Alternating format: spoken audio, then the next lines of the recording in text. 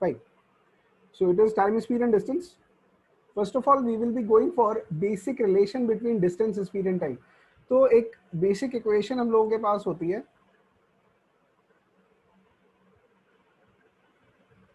distance is equal to speed into time. अब यहाँ पे you can see we have three parameters. Distance है, speed है और time है, तीन चीजें हैं. तो एक एक करके चीजों को हम लोग यहाँ पर चेंज करेंगे. जैसे suppose a person says that I will always go with a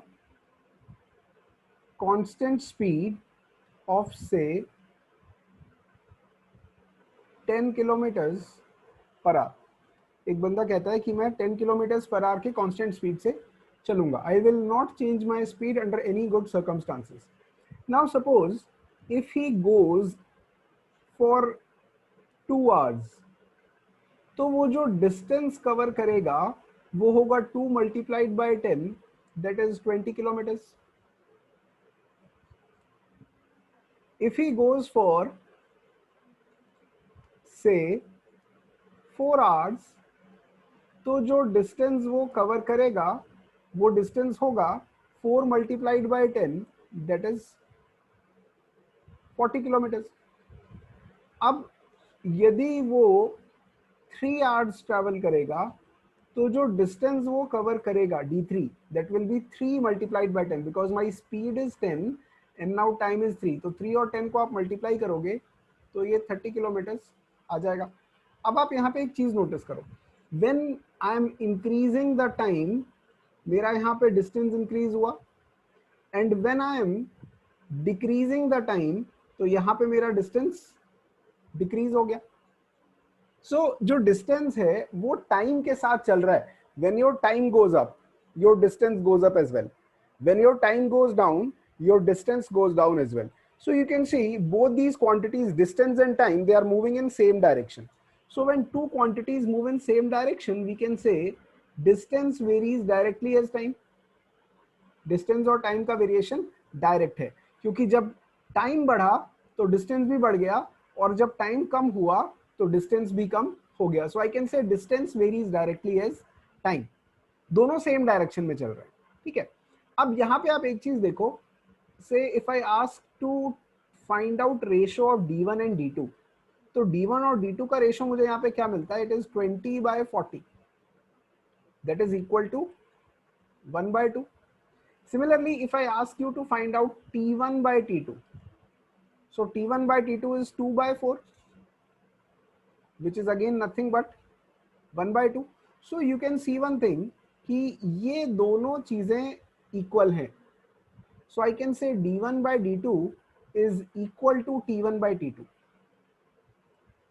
So ratio of distance is same as ratio of time. कब ऐसा होगा? When speed is constant. एक ये रिलेशन हमें यहां से मिलता है. अब दूसरी चीज देखो, दूसरी बार क्या हुआ? अभी मैंने यहां पे इस स्पीड को कांस्टेंट रखा था. अब दूसरी बार क्या होता है? एक दूसरा बंदा कहता है कि भाई मैं तो अपना टाइम सेम रखूंगा चाहे जो कर लो, I will move only for 3 hours. मैं तो 3 ही घंटे चलूंगा. अब 3 घंटे चलने का मतलब क्या है? Suppose if he is moving at speed of 30 kilometres per our, यदि वो 30 किलोमीटर्स पर आवर के स्पीड से मूव करता है, so how much distance will that person cover? कितना डिस्टेंस कवर करेगा? 30 into 3, बिकॉज यहाँ पे अब आपका टाइम सेम है. मैंने इस वाले पार्ट को फिक्स कर दिया, कितना? 3 hours. I am not going to change it. ठीक है. So now 30 into 3 will give me 90 kilometres. Suppose if another person says that I will go with speed of 50 kilometres per hour, so can you tell me कितना distance cover होगा? Anybody? 150. That's great. 150 kilometers का, right? 150 kilometers हो गया. Similarly, if another person says that I will go at speed of 40 kilometers per hour, so he will be covering a distance of 120 kilometers. Great. Now you can again notice one thing. When speed increases, distance increases, and when speed decreases, यहाँ से यहाँ speed कम हो गई तो आप देखो distance भी कम हो गया. So I can say distance varies directly as speed, क्योंकि अगेन दोनों क्वांटिटी सेम डायरेक्शन में। अब ये स्पीड बढ़ी, ये डिस्टेंस बढ़ गया, ये स्पीड कम हुई तो डिस्टेंस भी कम हो गया। तो दोनों क्वांटिटीज जो हैं वो आपकी सेम डायरेक्शन में मूव कर रही हैं। अब जब दोनों क्वांटिटी सेम डायरेक्शन में मूव कर रही हैं, सो वील से कि ये डायरेक्ट वेरिएशन है। अगेन अब डायरेक्ट वेरिएशन से यहाँ पे आपको क्या मिलेगा? सपोज मैं आपसे, चलो यहाँ पे हम D2 और D3 लेते हैं। D2 और D3 का रेशो है मेरे पास 150/120। If I simplify this, it comes out to be 5/4. अब यदि मैं T2 और T3 का रेशो लूं तो ये 50/40। So this is again 5/4. अब एक चीज आप नोटिस करो, ये भी 5/4 है और ये भी 5/4 है, तो ये दोनों फिर से सेम हो गए। सो आई कैन से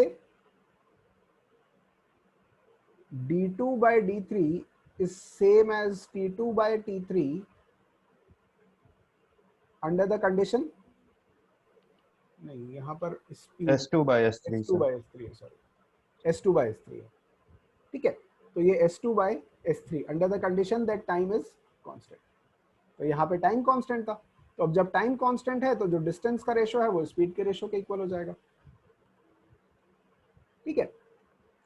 अब एक थर्ड केस यहाँ पे लेते हैं। Now another person says that I will move for a constant distance of 100 kilometres. I am not going to change my distance whatever it takes. मैं अपने distance को यहाँ पे चेंज नहीं करूंगा, चाहे जो कर लो। अब उसका डिस्टेंस 100 है। Now suppose a person says that I will go at speed of 10 kilometers per hour. मैं 10 किलोमीटर पर आवर के स्पीड से जाऊंगा, तो उसे टाइम कितना लगेगा? 10 hours. Another person says that I will go at speed of 25 kilometers per hour. So he will be taking 4 hours. एक और बंदा कहता है कि जी मैं तो 20 की स्पीड से जाऊंगा, so he will be taking 5 hours. तो एक और बंदे ने कहा कि जी मैं तो 50 की स्पीड से जाऊंगा, so when he goes at speed of 50 he will take 2 hours. Now you can notice one thing, यहां पे देखो S1 और S2 में कंपेयर करो। when speed goes up time goes down, when speed goes down time goes up, again when speed goes up time goes down. तो जब speed ज्यादा होती है तो टाइम कम हो जाता है, फिर जब स्पीड कम हुई तो टाइम ज्यादा हो गया, फिर स्पीड ज्यादा हुई तो टाइम कम हो गया। तो आप यहाँ पे देखो दोनों क्वांटिटीज जो हैं they are moving in opposite directions. यहाँ पे दोनों क्वांटिटीज ऑपोजिट डायरेक्शन में मूव कर रही है। So we can say time varies inversely as speed under the condition when distance is constant. तो पहली बार हमने क्या देखा था? Time was varying directly, distance was varying directly as time when speed was constant. फिर हमने देखा distance was varying directly as speed when time was constant. अब यहाँ पे क्या आ गया? Time was varying inversely as speed when distance was constant. इसका मतलब क्या हुआ? से आपने T1 और T2 का रेशो लिया, तो T1 और T2 का रेशो है 10/4। 10/4 इज 5/2। वहीं यदि आप S1 और S2 का रेशो लेते हो तो आपको क्या मिलता है?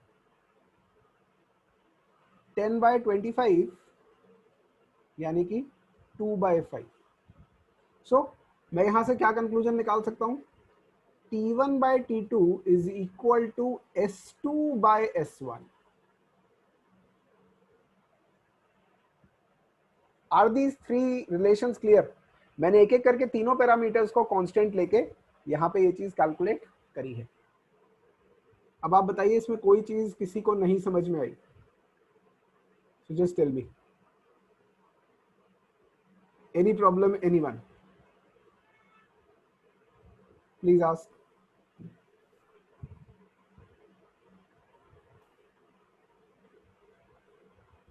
No sir, clear. No sir, clear होगा।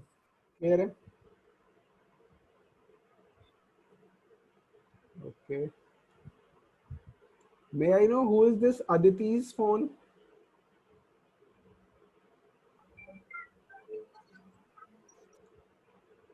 May I know the good name? Aditi's phone.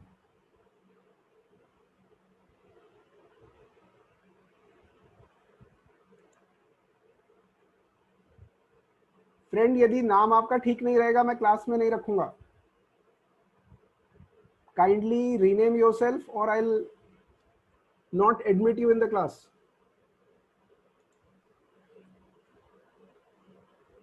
Fine. मैं वेटिंग रूम में डाल रहा हूं अदिति's फोन जेयू को.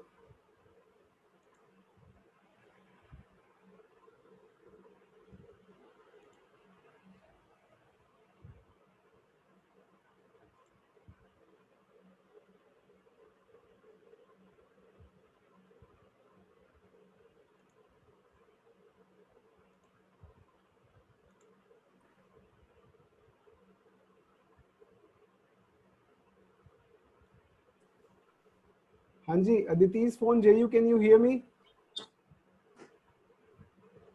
Yes, sir. May I know your good name? Sir, Aditi Singh. अच्छा, ठीक है. आपको लिंक किसने दिया? मैंने तो दिया नहीं था. सर पीयूष ने दिया. अच्छा, ठीक है, चलो फिर ठीक है, चलो.